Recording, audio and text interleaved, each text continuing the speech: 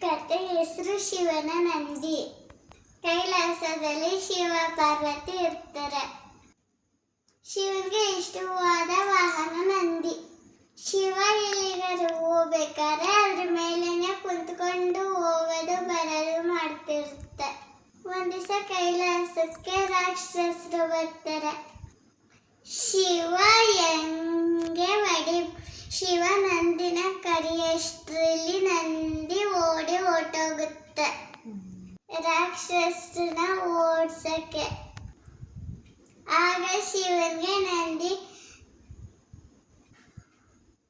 ನನ್ನ ಮಾತು ಕೇಳಿಲ್ಲ ಅಂತ ಕೋಪ ಬಂದ್ಬಿಡುತ್ತೆ ಶಿವ.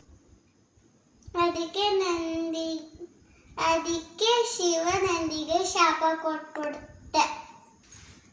ನೀನು ಮನೆಯಿಂದ ಹೊರಗಿರು ಅಂತ ಅಂದ್ಬಿಟ್ಟು ಶಾಪ ಕೊಡುತ್ತೆ. ಅದಕ್ಕೆ ಎಲ್ಲ ದೇವಸ್ಥಾನಗಳನ್ನು ನಂದಿ ಹೊರಗಡೆ